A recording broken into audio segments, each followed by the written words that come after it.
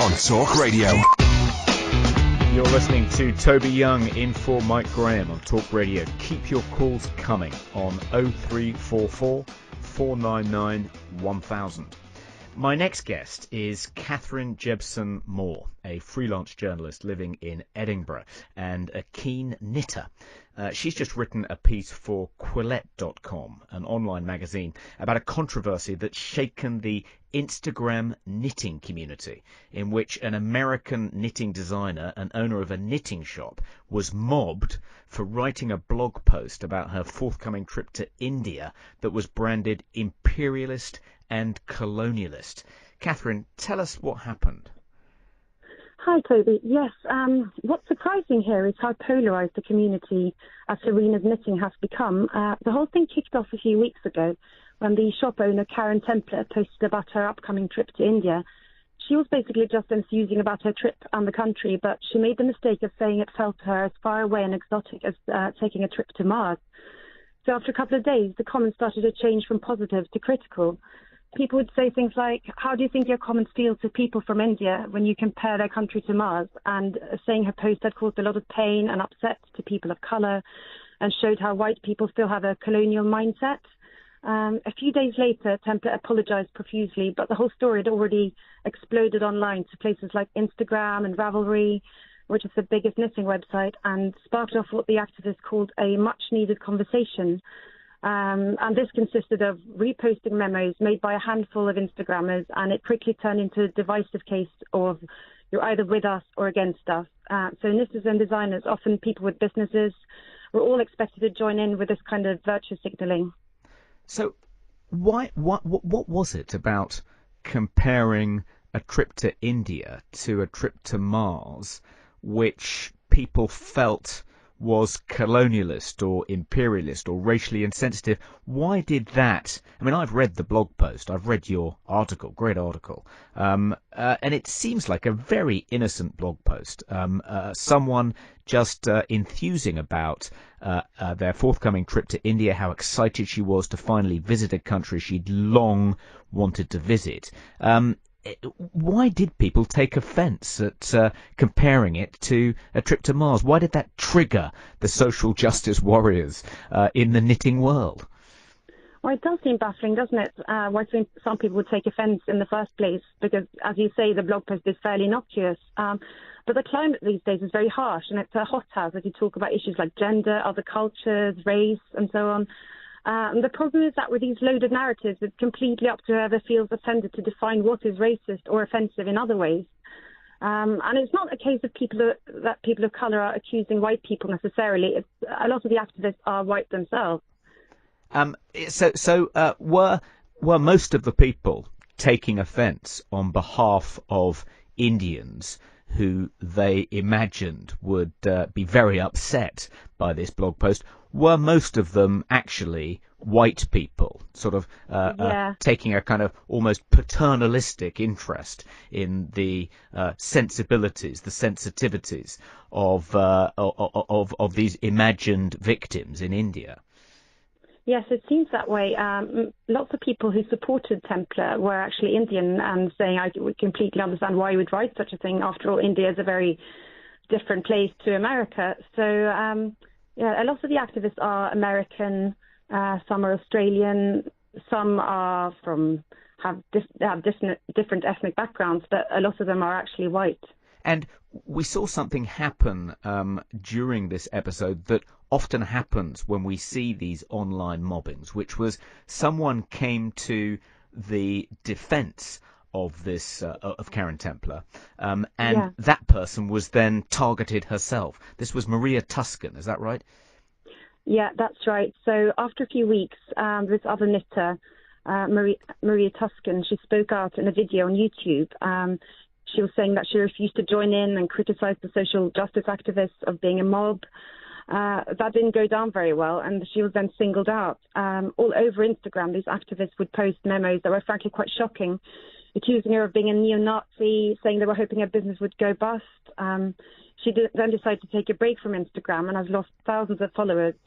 It can be pretty serious for small businesses like Tuscan, because Instagram is where she markets her yarn and gains customers. Yeah. And one of the, I mean, I think anyone listening to this will be, really shocked to hear that an online knitting community has become so politicized, has become such a political minefield. Knitting of all things. But the thing which really shocked me about your story was learning that Kate Heppel, the editor of Knit Now, and effectively the voice of the knitting establishment, and someone you'd expect to bring some common sense and reason to this discussion, she actually weighed in on the side of the people mobbing Marie Tuskin and this other blogger, Karen Templer, and said that and described what they've been saying, or seemed to describe what they've been saying as hate speech. How do you explain the fact that she sided with the people who, ordinary people, I'm sure, would regard as completely insane? Yeah, I think you're right. It does seem quite mystifying from the outset why she would weigh on the side of the accusers, but I think her readers, Knit Now is a very traditional British knitting magazine, and I think, her readers would really not agree with her on this, but I followed Heppel for a while on Twitter, and I have to say I'm not that surprised, because she has aired similar views on other issues earlier. So I think she's that's just her personal opinion. And I think, it's sad really when this sort of thing is happening, and big knitting institutions such as Knit Now is taking this political viewpoint.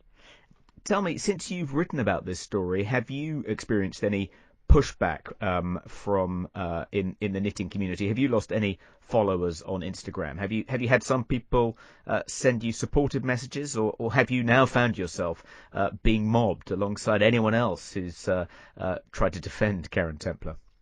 I've actually been contacted by a lot of knitters who agree with me and who are thanking me for speaking up about this. They've seen this gradually unraveling for a long time, and it's just come to head right now. But it hasn't really been written about before. But I think a lot of people have been aware of this issue just seeping into the knitting community. I have actually made my own Instagram account private for the moment. I think the knitting activists are gradually discovering that I have written about them, and I have seen a little bit of criticism. But I'm not going to let that get to me. I think that could be expected after writing something like this. Well, thank you very much for talking to us this morning, Kathrine. That's an absolutely fascinating story. It was eye-opening for me to realise the extent to which the online knitting world has become completely politicised. Do you think, is no area protected from the machinations of the politically correct thought police? But apparently not. Anyway, thank you very much. After the break, we will be talking to Joanne Williams from Policy Exchange, who's going to talk to us about Meghan Markle's intervention over the weekend, in which she apparently sided with some radical student activists who want to decolonise the curriculum. Back in a second. Talk Radio, digital debate for the UK. Talk Radio. We'll get you talking. Imagine a radio show with the raw natural power of Niagara Falls, the classic style of the Venice Simplon Orient Express, and the iconic features of Machu Picchu. The Matthew Wright Show on Talk Radio with Imagine Cruising.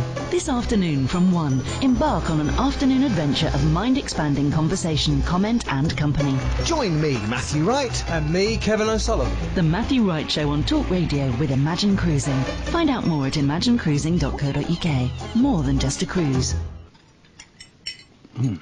This tastes amazing. It was always your favourite. You're my favourite. Say when. How about right now? Oh. Reignite your love life with Viagra Connect. Now available without prescription from your local Lloyds pharmacy or at lloydspharmacy.com/Viagra Connect. Viagra Connect contains sildenafil for erectile dysfunction in adult men. Subject to suitability, always read the leaflet. Lloyds Pharmacy. How are you today? Sky Store. Stay in for a legendary night with Bohemian Rhapsody. watch it straight from the cinema. Ready, Freddie? Let's do it. You're a legend, Fred. We're all legends. Bohemian Rhapsody.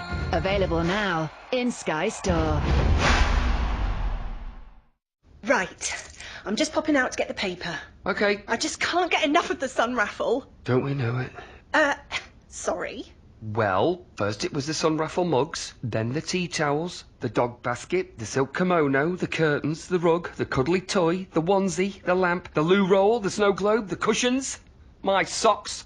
And there's one more thing.